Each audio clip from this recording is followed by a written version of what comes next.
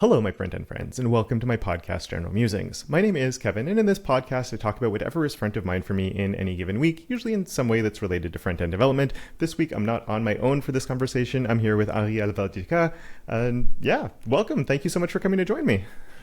I am super delighted to be here, and I could not be happier that you reached out and in a little classic DM, and I was all in.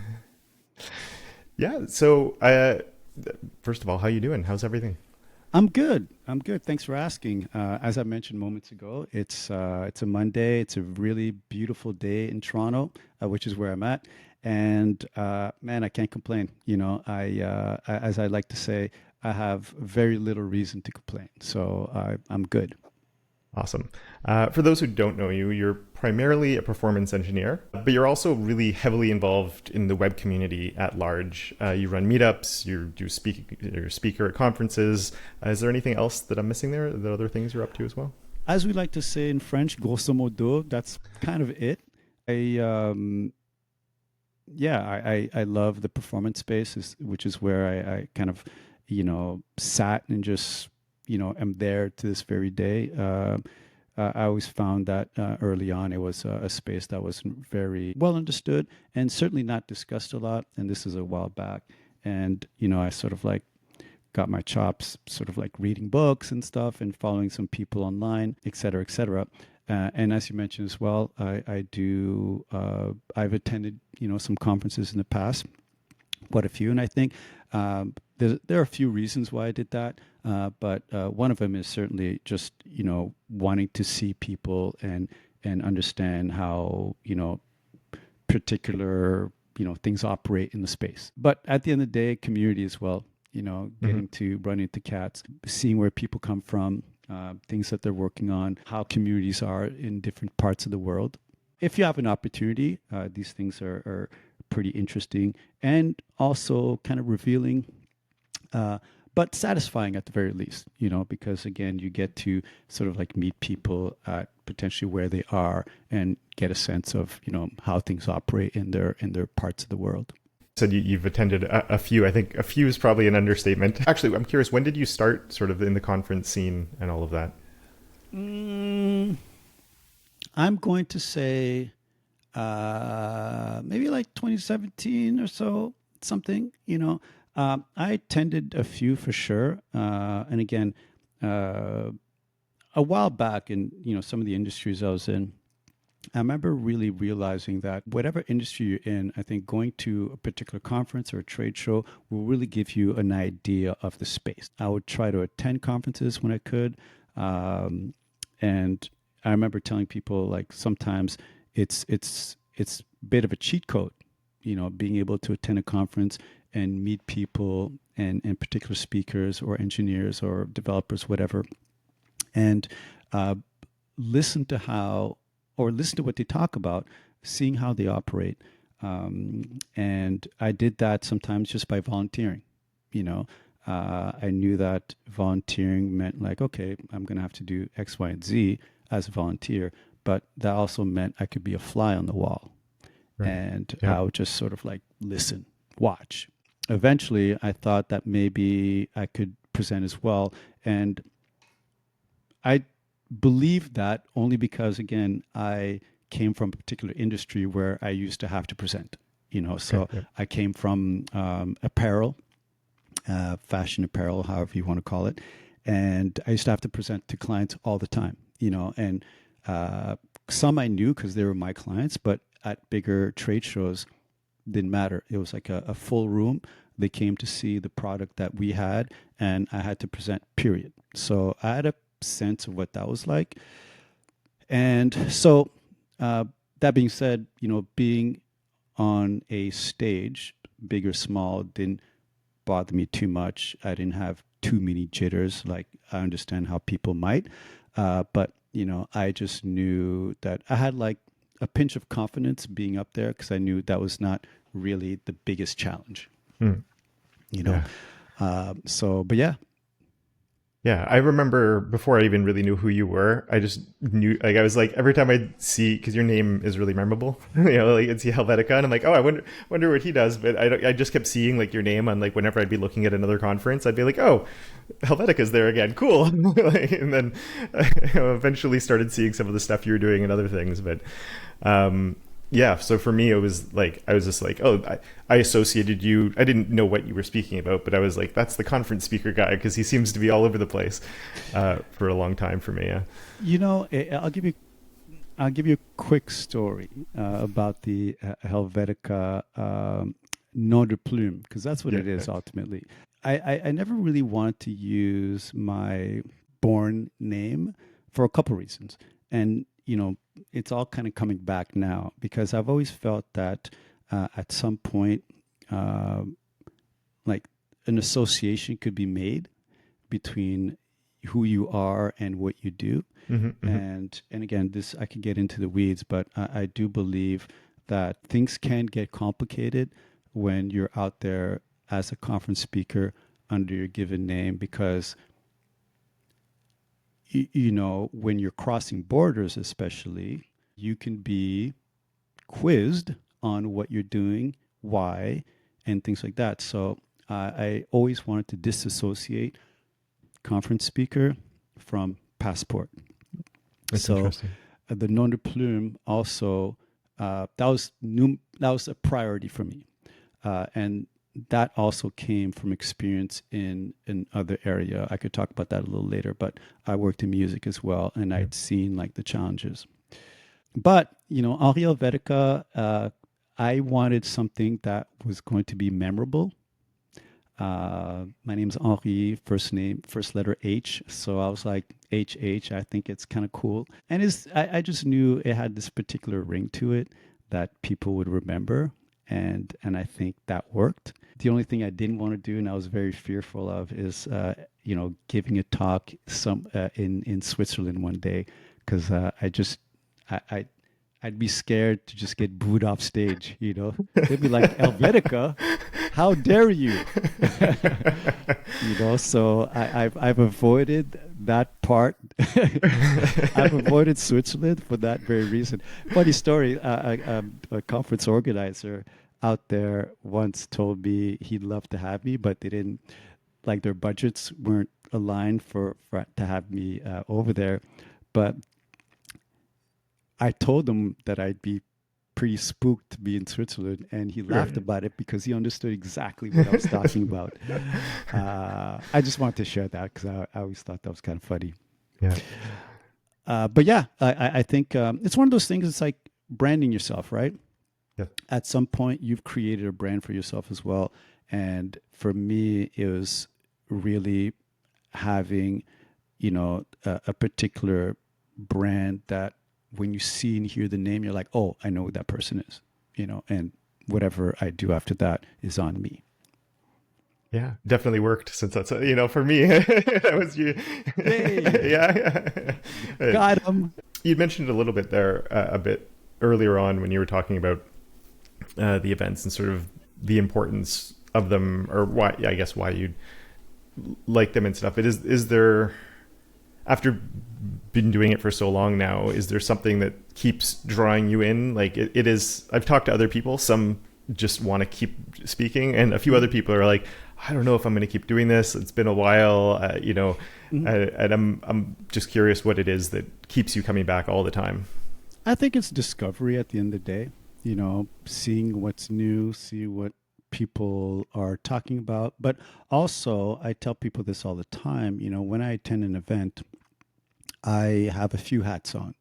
You know, it's me as developer, engineer, you know, representative of like the performance, you know, community Hmm. Hmm. and seeing where I can fit in the conversation. But also, I like to see how conference organizers or event organizers are executing. You Right. know, like, you know, what are they bringing that might be interesting? What have I seen before? Or, you know, layouts, venues, you know, these are things that I'm always processing. You know, it's even like a presentation. You know, someone may have a really interesting presentation. They've structured it differently, the design of their deck. These are things that I think I always sort of process. And ultimately, I go look at speakers. I go see who's presenting, how they presented. Is it something that I'd love to host myself? So there's this, these levels of, I mean, I'm always processing the surroundings, Hmm. you know, and from, like I mentioned, like the venue itself to the event execution to the people presenting. Were they funny? Were they great talks? Were they like, okay, cool, this was pretty good, you know? And I think that's important as someone who, for the most part, I will say, yes, I do have an organizer hat and I like to put things together. So, I'm always looking for, it's like I'm scouting, like I'm the Montreal Canadiens or I'm a Toronto Maple Leafs. Oh my God, pardon me, Maple Leafs. And, I'm looking for my next centerman, Hmm. you know. And so I think that's ultimately pretty important if you are trying to create a good in-person experience. And it's about, having your eyes and ears open at all times. And, that is going to be part of the gig, looking for the next talented presenter. Just as, I talked about the fact that music will overlap in our conversation, I could be a label A&R. I have a good label, I have some good acts, I'm fine. But I'm out and about looking to see who's doing what and do I see potential, Yeah. right? And I think that's very important in sort of like having that hat on and not necessarily constantly going for the same big names because hey, Taylor Swift has a huge following, so let me make sure I book her. That's totally cool, but you know who was paying attention to her when she was still like super young, right? Hmm. And hopefully you can find something like that.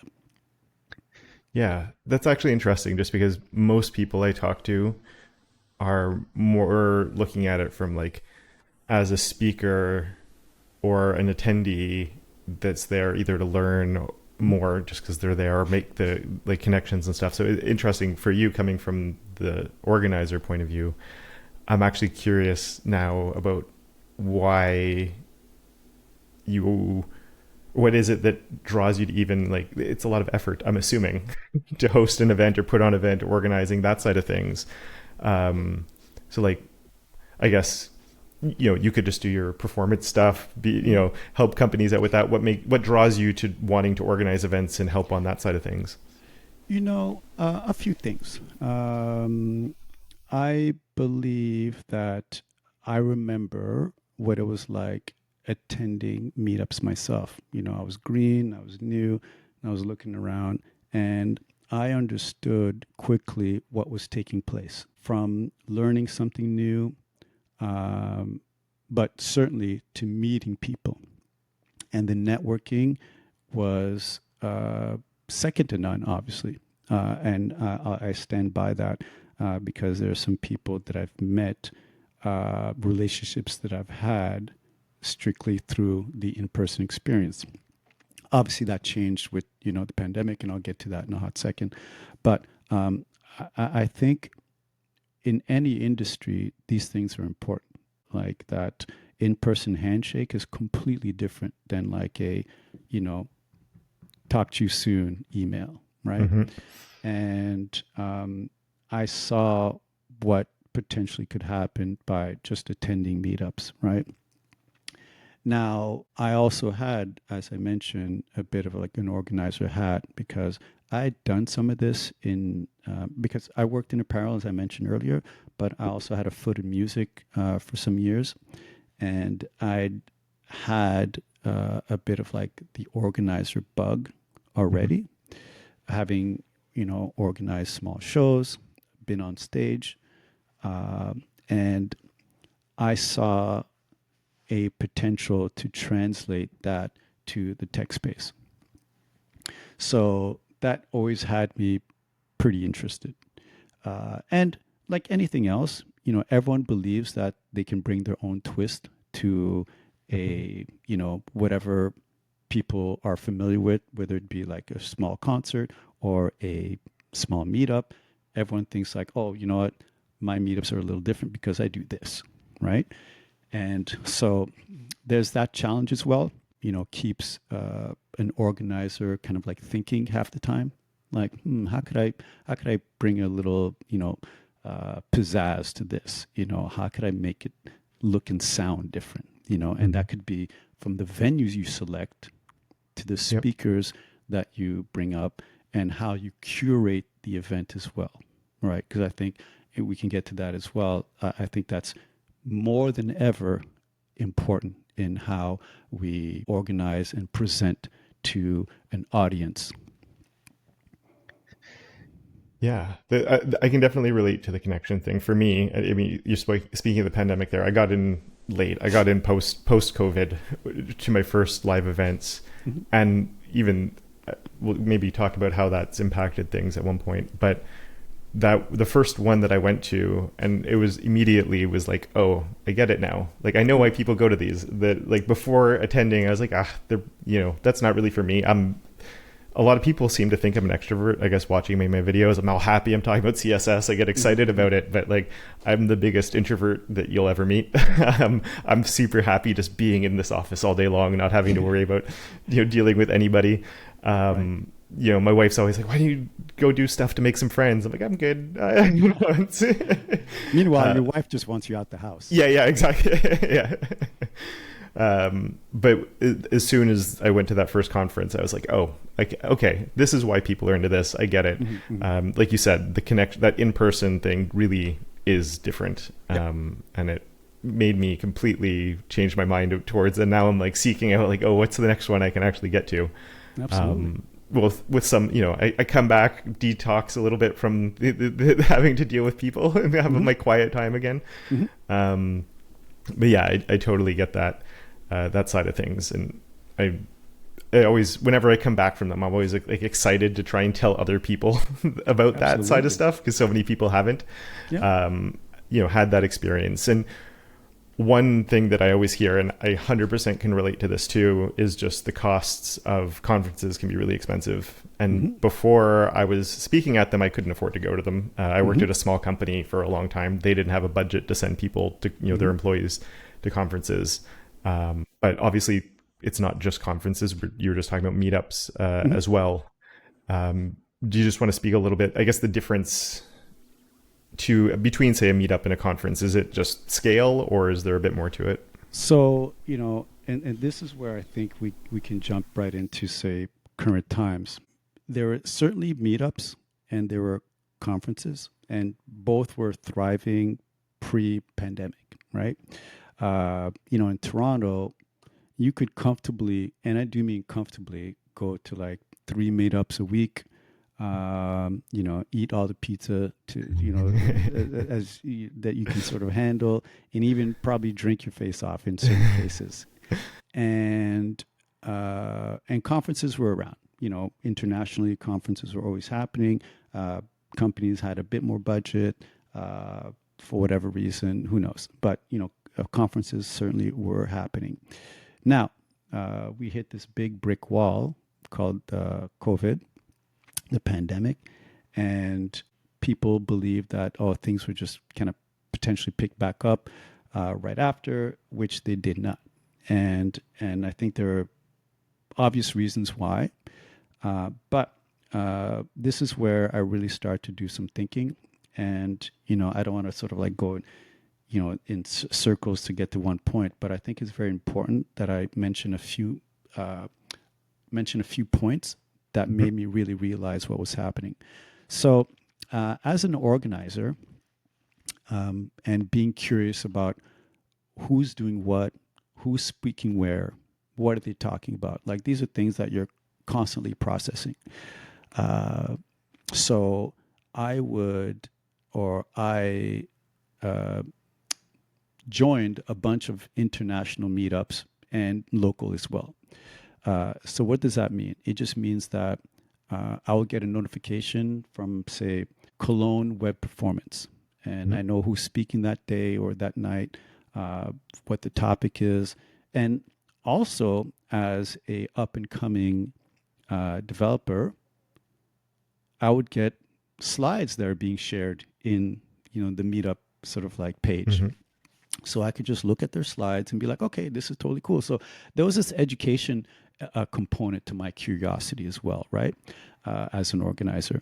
So I did that for like quite a few meetups, like, I don't know, maybe 50, 60 more. But it was, like I said, the curiosity.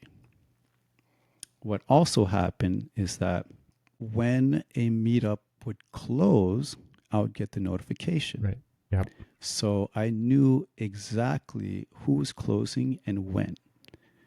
And, it'd be, hey, such and such organizer stepped down. Do you want to take over? Yep. And I kept getting those emails. So I saw the state of the meetup ecosystem basically dissolve right before my eyes. Like, I still have all the emails because I delete absolutely nothing. I could go through all of them. And that really got me thinking. And, people were constantly talking about how conferences need to come back and meetups need to come back. And a few years ago, I jumped on I think right at the start of the pandemic, I jumped on a podcast, and I kept bringing up the meetup situation because there was nothing more accessible than a meetup. And, conferences and conference organizers were going to sit down and meet, figure out what they needed to do to make it work, shake hands, and set up a date. The meetups, however, had no need to come back. They were always, spaces that are being volunteered, offices that were happy to host you. But people start to work remotely. Offices, office leases just ended. So you suddenly had a bunch of spaces that were once available no longer. Right. The ones that were still around had new policies in terms of like who would come into the office. So strangers, no dice. At one point, this is almost comical, but at one point they were talking about like organizers and meetups and contact tracing. Like, what organizer is going to want to do contact tracing? Yeah. You know what I mean? Like, give Yeah. me a break, But this was what was happening. So you have all these winds blowing against the idea of meetups coming back. And guess what? They didn't. Organizers were like quietly sunsetting. They're like, there's no one looking. I'm going to shut this meetup down. Right. Yep. And you had that happening at scale. So now all these meetups that were once fantastic meetups, poof, gone, like gonzo. I think of meetups like Brooklyn JS, Manhattan JS in New York, incredible. The Perf meetup in London, probably the best on the planet. They were streaming before they even needed to, but they understood, being able to reach people. That vanished, and so many others that just were not around or able to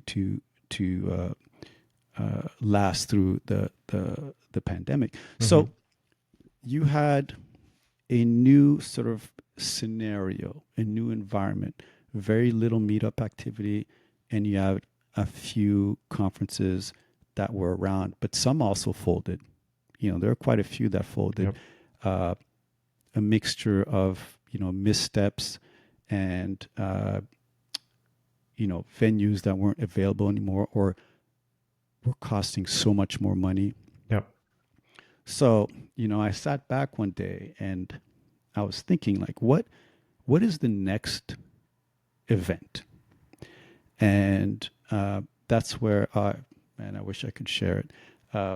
I posted this graphic. It was also almost a meme, but it was meant to sort of like deliver this message and have people sort of think. I had a. I don't want to make it sound like this is going to be a science channel, but a spermatozoa and an egg. and one was the meetup and one was the conference. And I was trying to get people to think about what would it be like if the conference and the meetup had a child. Right.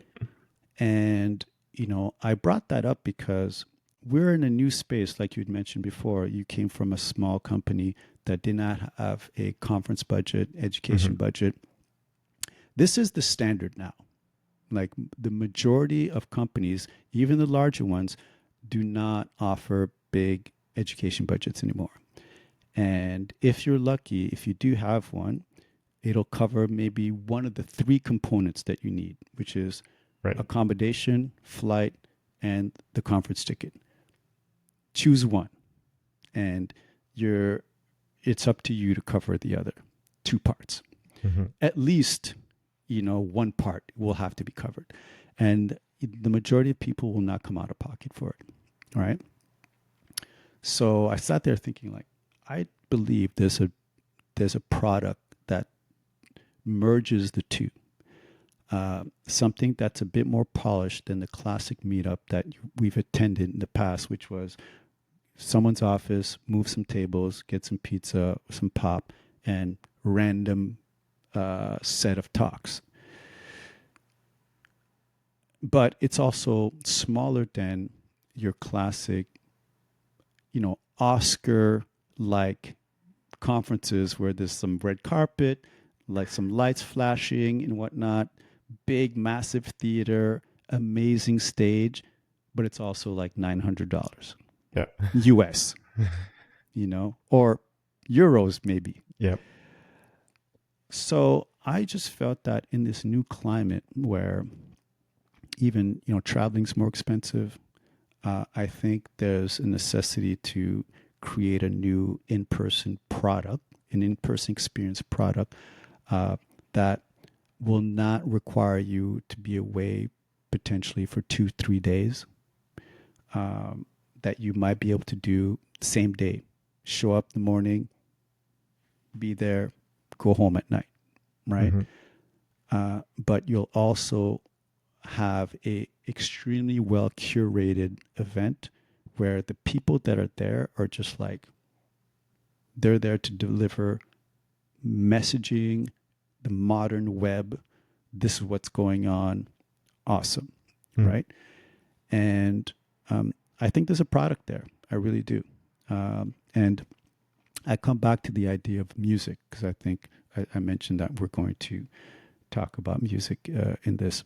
Let me start by asking this, and I think I've asked this before. One of your favorite bands? Yeah, sort of mostly 90s metal stuff, Metallica, which is totally cool. Iron Maiden. Okay, let's go with Maiden. All right, and Maiden's popular, but not everyone's been able to see Maiden live, right?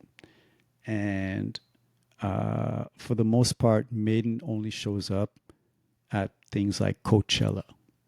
Yep. Right? But what if you tried to get Maiden for like CBGBs? Right? It's possible. And I just believe it's a matter of like, making the calls, figuring out how it's going to work, and moving from there. And what you get as well is you'll have Maiden headlining, but you might have, I don't know, like Dokken as an opener, and you might also have, I don't know, what's another metal band, like a young Motley Crue. Yeah. You know what I mean? Yeah. Brand new band of like, who's Motley Crue? I don't know, but they're there. You know? But the point is, it's well curated. So in a tech speak, what happens if I have a smaller event, but I have Mr. Powell, CSS God, headliner, right? And just because I know she's around the corner, what's her name from Astro? I forget her name. There's a young dev who works for Astro who's in the East Coast. Anyhow, so they're very much about like HTML, Mm. you know, what do they call themselves? HTML, like what's the name in the West Coast, Captain HTML or something like that. Anyways, but they're about that, right? And then I might get someone else who's like very much into standards Hmm. Hmm. for the same event. Everything's connected. All right. So that's where I say the curation really matters. And, if you're not into Kevin's work, you're probably not going to want to come. But if you're remotely curious, this is like a must attend Right. because you're not everywhere. You don't do the circuit. And especially these days, the opportunity to see you gets more challenging. Yep. And then I bring up all that because I think it's got to be priced in a way that's not, you know, that's basically accessible, you Hmm. know. Hmm. But that means also you don't have the lights, camera, actions. You don't have any kind of glowing lightning bolts, everywhere. It's just like, meat and potatoes, a decent venue, like a small theater, Hmm. right? Um, and again, the ability to sort of like attend it during the day and you're good. Right. Yeah, I'm Yeah. curious on that front on like what would like beyond say the lineup, what you think makes a good event, whether it's a smaller meetup or a bigger conference or what we're talking about now, like the in between. Because I guess like that's sort of the thing is almost like a grown up meetup, right? You're taking Mhm. all the good stuff, highlighting that as much as possible without the over the top that makes you need a huge budget. Absolutely. Absolutely. So I think there are a few things that organizers need to figure out. So I'll give you a quick example. I think some people may or may not know, but one of the challenges of organizing anything, especially in a sort of like posher space, large scale, is food, Mm, yeah. right? Without naming any names, like I was just, inquiring with certain venues left and right. And, I was quoted, $85 a person for food for a day. Add taxes, I'm basically looking at $100. Hmm. It's $100 per person. All right. So you're looking at a 200 person, event. That's basically 20 grand. Yep. All right. So can you get away with, finding a venue in a location that is uh, friendly to an audience stepping out, getting something, and coming back, right? Right. And Yep. the key is to have something that's not so long that they got to leave and get like a full meal and come back.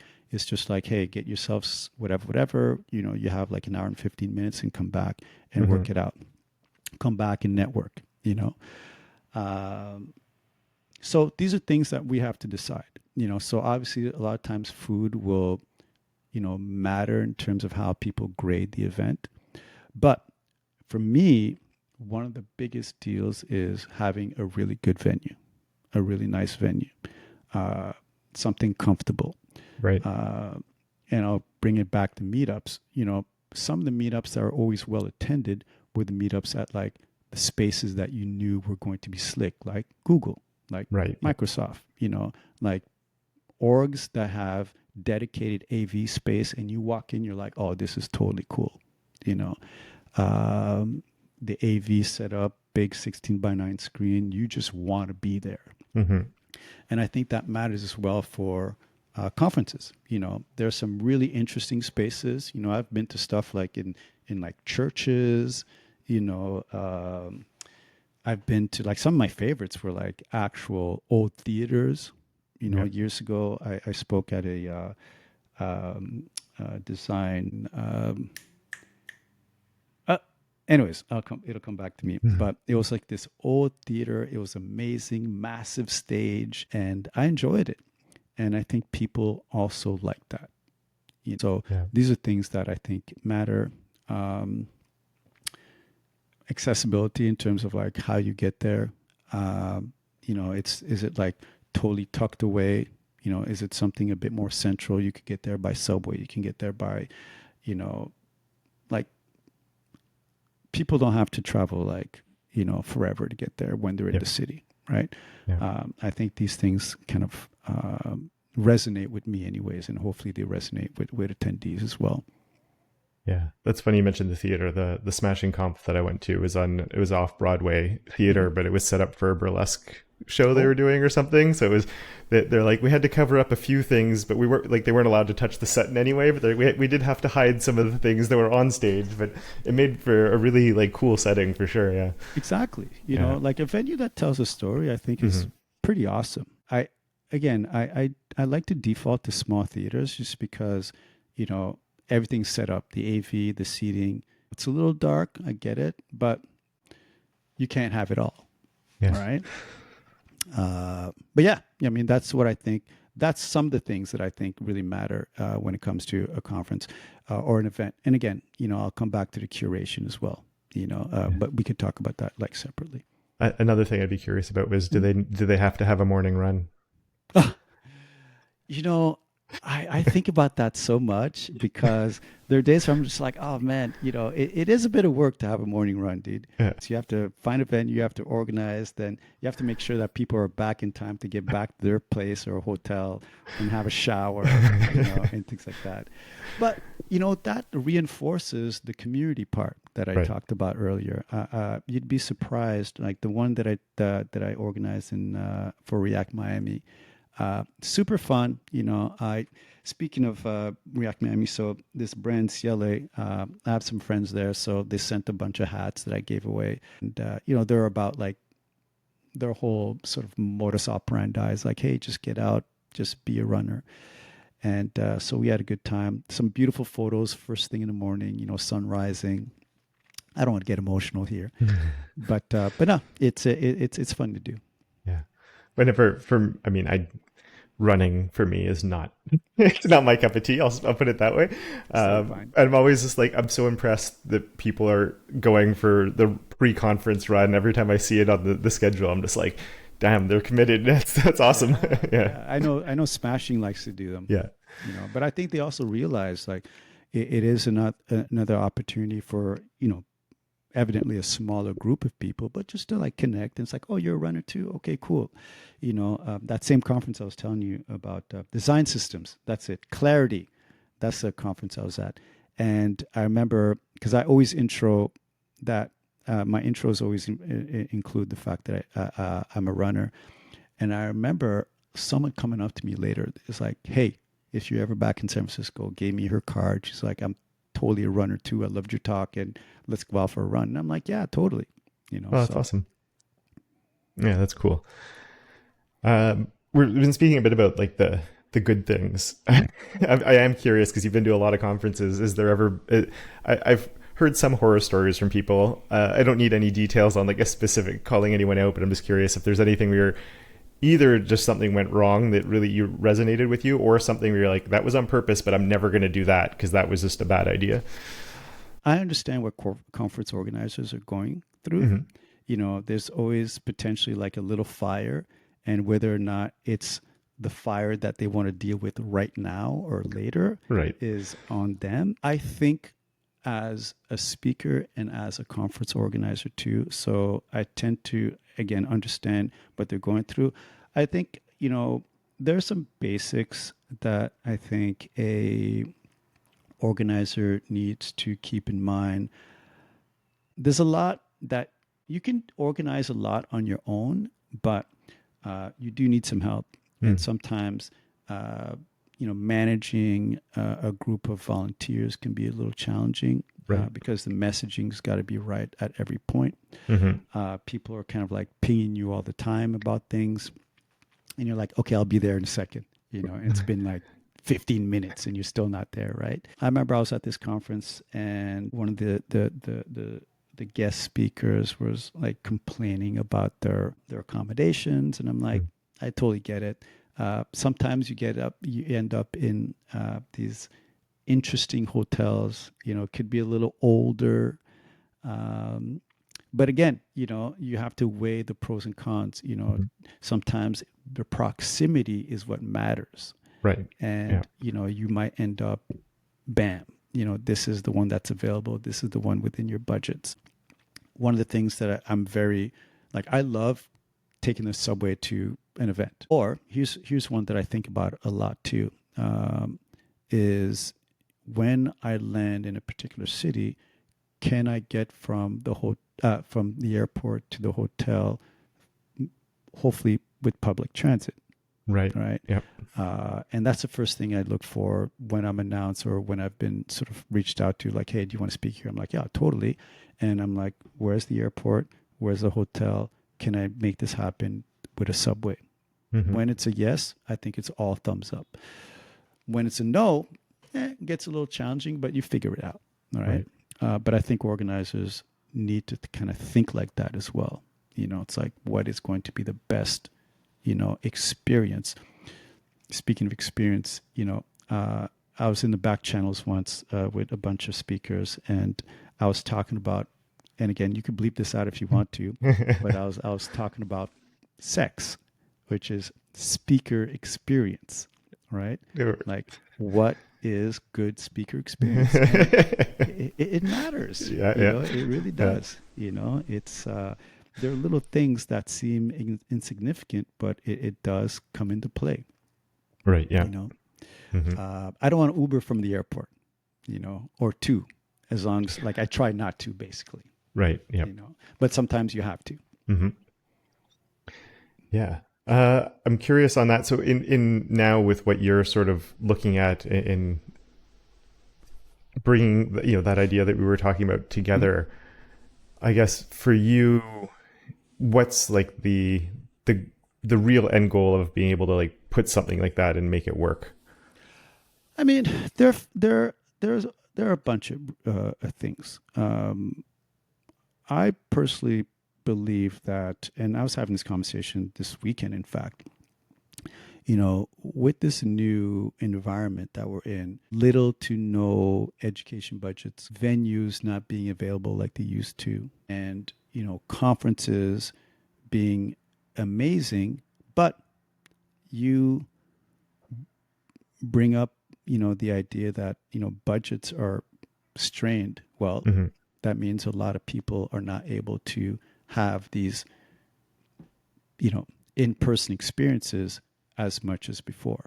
Like, if you imagine this, if you got your first job in web, say in 2019, right, which is at this point like 5-6 years ago, you've seen none of that amazing meetup experience that took place, because you got your sort of like feet wet. 2019, okay, cool. 2020, bam, door closes, right? So unless you're in San Francisco, because that's a completely different planet and nothing slowed down there. And if, in fact, they just ramped up. I don't know what happened over there. San Francisco is just a crazy place. But, this is legitimate. So I think there's a need for this to happen. And I think there's an opportunity, like, I think there's a lane there that, for, again, a multiplicity of reasons, isn't being sort of like, driven down. Right. Again, organizers kind of retiring, sunsetting quietly, but that's because they put in the work before, and now they have a small family, they're fine. You have also no one picking up the mantle and continuing what was being done prior. Again, getting back those emails of me knowing that meetups closed. So all that to say that I think there's an opportunity for something or someone to even create like a business out of it, right? And again, it's not meant to be a hugely sort of like it's not going to be a waterfall or money falling out of trees, but I think there's a need for something like this to happen. I come back to the music. Bands are still touring, shows are still happening, people are still going to shows, and we've always understood that needs to happen.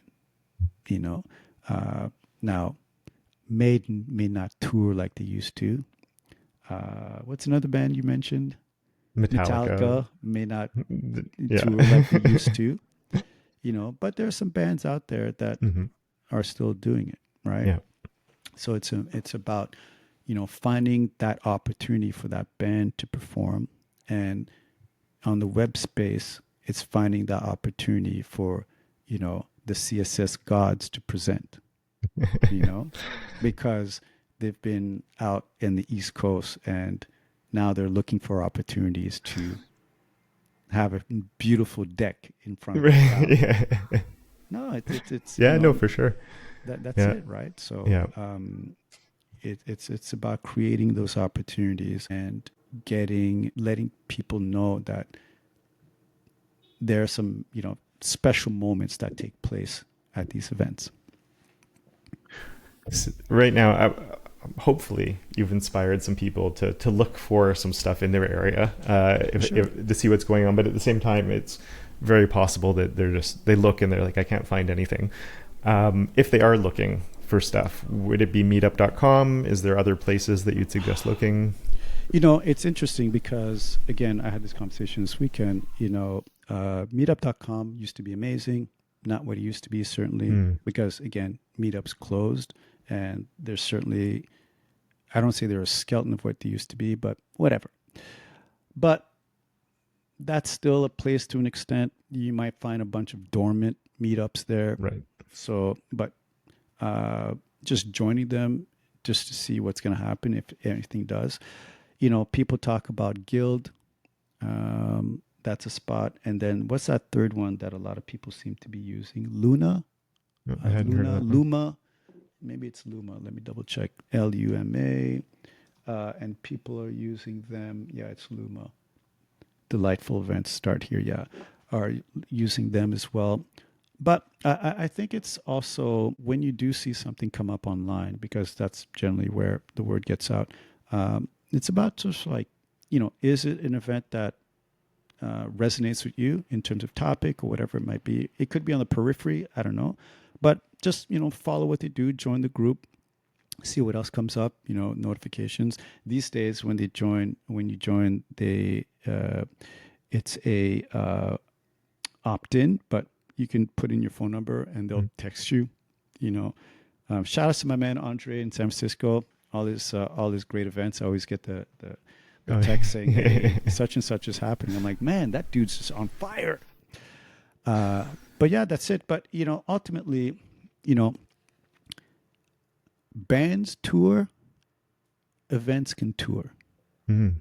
Yeah. and that's something that I want to also let people know it's possible. Because again, the big events, which I absolutely love to attend. There's some massive ones that I'd love to go to, like in Amsterdam. They have these massive venues. I just want to be there, But the smaller ones, there's no reason why, over like a 10-day period, Kevin can do like 3 dates. Right. Yep. You know, For sure. Yep. one in Toronto, one in Chicago, one in San Francisco. Mm-hmm. You know what I mean? So, Yep. I think there's something there that people could sort of say, "Hey, Kevin's on tour. Yeah. I'm That's going." a cool idea. Yeah. Yeah. Yeah. Why not? Mm-hmm. That's my whole thing. It's like, why Yeah. not? Yeah. And it's the topic at hand. It's about being there in person. It's about being with people who want to be there. So the like-minded idea is there already. Like the Maiden fans all show up for a Maiden show. Yeah. Yeah. That's a cool idea. I like that. The framing it that way makes a lot of sense. Yeah. And that's why I cool. brought the Yeah. music up, because Yeah. people tend to understand the whole music element. It's Mm-hmm. like, this show is coming to town. I can't, miss this. Well, Kevin's coming to town. I've seen his videos. Like, I want to experience this in person. He's probably got some secret stuff that he's going to show live. He's going to do a workshop the next day. Right. So Yeah. it's, that's how I look at it. Oh, that's cool. Yeah. I've already had you for a lot of time, and before I let you go, What time though, is it? Oh, It's okay. It was a pleasure, man. Like, oh, it like I was. But said, before I let you go, I yeah. like doing a little rapid fire just Okay.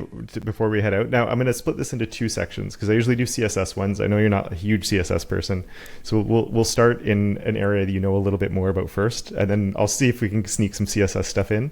Okay. And before that, you asked me, so I'm gonna ask you what your favorite music or bands are. Oh man, I'm a little all over the place, but I'll tell you a band that I absolutely love. Tame and Paula. Hmm? Big fan. Uh, I mean, I I don't want to take people into the deep rap weeds, but this is a band called Griselda that I absolutely love. Should I throw a third one in there? I mean, I'll be honest. Like, I'm still a huge Metallica fan, Nice. so it's like I could talk about those guys all day. Awesome. Um, so yeah, I'm gonna ask a few questions about performance, really fast, quick answers. If you Sure. start to ramble, I won't stop you, but we'll do a few quick ones. As personally, I'm like a noob when it comes to performance, so we're talking about some simple stuff. But I'd say, is there like a really big performance faux pas that you see a lot? Oh man, a faux pas. You know, uh, I mean, I don't want to say it's a faux pas, but it's a belief that the only thing that you need to do is optimize images, and that's it's not false, but it's not actually the sort of save all that people believe it is. Right. You Yeah. know, there are a lot more details that are involved. Is there any low hanging fruit other than images? You know, if you want to have a fairly fast site, the lowest hanging fruit is we have this saying where the quickest request is the one that's never made. Hmm. So basically, if you have as few requests as possible, there's a very good chance you'll have as few issues Yep. because the issues really come up as you make requests, right? Yeah. And the fewer you have, the lesser it is that you're likely to have any. Right. Yeah. I'm gonna have to have you on for an episode where we just talk about performance now. Maybe. Uh, Last one on performance, Yes. but we'll sort of transition towards CSS. Have you ever seen CSS causing a really big performance issue? I don't say it's big, but CSS can be a blocking request because things have to be painted, and that is a waiting period at the Yep. end of the day. So people have to realize that you know uh, CSS, pardon me, performance. It's ultimately about like time and is it potentially being wasted, Right. right? And the more you can make sure that time is not wasted, because some things just have to happen, but you know, do you have other requests along the line that are going to waste your time? So latency is ultimately what we're trying to battle without getting too crazy. But yeah, that's really it. At the end of Hmm. the day, so we could talk about how it's like driving. You could have like a Porsche, you can have a Honda Civic, but if they're both caught in traffic, no one's winning. Right. All right.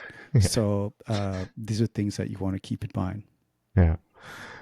Uh, so speaking of CSS, I don't know how close you've been following it, but so this doesn't have to be like a cutting edge thing. It could just be the latest new thing you've used. But is there a favorite new CSS feature that you have? You know what? There are a bunch out there, and I can't name them off the top of my That's head. yeah. But I'll be very honest. Like, I think CSS is amazing, and even a few years ago, when I thought I was going to maybe dive into it a little bit more, it's because like so much was happening, and now I think we're at a point where like maybe too much is happening. Like, there's a lot happening in CSS that's amazing. And in fact, some of the sites I plan on putting up around some of these products that I'm creating, I'm actually trying to go like Node.js Hmm. because I Hmm. think it's very possible right now. Yeah. And I mean, I shouldn't think it is possible. It is possible. And I think that's a testament to what's been happening with CSS right now. Yeah, I made a talk for, I think it was 2 years ago, looking at all the things you don't need JavaScript for anymore. And now I'm like, I could just throw that whole thing out and make a completely new one because there's just so many new stuff that's come out in the meantime. It's crazy. That's it. Yeah. And, to get back to what we've been talking about, that's why, Kevin headlining is a big deal. Mhm. This content was not imaginable 5 years ago. Yeah. And now here's what you could do with CSS with as little, if not no JavaScript right now. Mm-hmm. I think it's a fantastic conversation. Yeah, it turned into a good time to have a channel devoted to CSS. Oh, for sure. You're doing God's work right now. I got lucky in my timing, but at least I'm not short on content ideas, that's for sure. You were just saying, like, trying to keep up with it all. Like, I'm like, I can't keep up with it all, and this is all I do all day long. So I don't know how anyone who works at like a regular job can figure it out, because, yeah. Well, what they end up doing is convincing the boss to bring you in for a workshop. Yeah, there you go. There we go. Did you hear that, Yeah. People listening? And that was awesome. Thank you so much. I really enjoyed that conversation. I also just realized I said Henry and not Henri. I apologize. Oh, it's totally fine. It's totally you must fine. be used to it by now. Yeah. I answered both. But I do want to thank you for having me. And it's a conversation that I'm always happy having. Because I think it affects everyone who's working or trying to be in the web space and, trying to have better in-person experiences ultimately, because I think it matters in how you take on particular topics. And again, congratulations on all the work you've done. I think it's amazing. So I was delighted to be able to sort of partake in some of your glow. Oh, thank you so much. That's nice of you. If anybody's listening and they're like, I need to, follow everything Henri's up to so I can start going to these tours that he's going to be launching and everything else, what's the best place to keep track of everything? Right now, I'd say socials. So if you look up Henri Helvetica, just like it's pronounced, on either Twitter, Blue Sky, LinkedIn, even what's the other one? Instagram. You could find me there. Definitely active on Blue Sky and LinkedIn, surprisingly lately. So, but yeah. Everybody keeps saying, every time someone brings up LinkedIn now, they're like, it's surprisingly good. It's like the common consensus now. I'll say it is surprisingly more interesting than I thought it would be. Right. Okay. The good part, I don't know. I think it had a pretty low bar because everyone hated it. So maybe if it's just not as terrible as they were expecting, they're like, oh, it's not so bad after all. Exactly. I thought I was going to be forced to wear cotton Dockers, but I could actually walk in there with jeans. Yeah. But it is interesting because there's some, especially in the performance space, there are a lot of people in there that I didn't realize were sort of like paying attention to performance. So it was important for me to sort of like be there. Yeah, that's cool. I should think about hibernating my account. I haven't come to it yet, but maybe one of these days. Believe me, I was the same way. Anyway, thanks so much once again. I want to thank all the listeners for listening. And until next time, don't forget to make your corner of the internet just a little bit more awesome. Amazing. Thanks everyone for listening. Kevin, thanks for having me.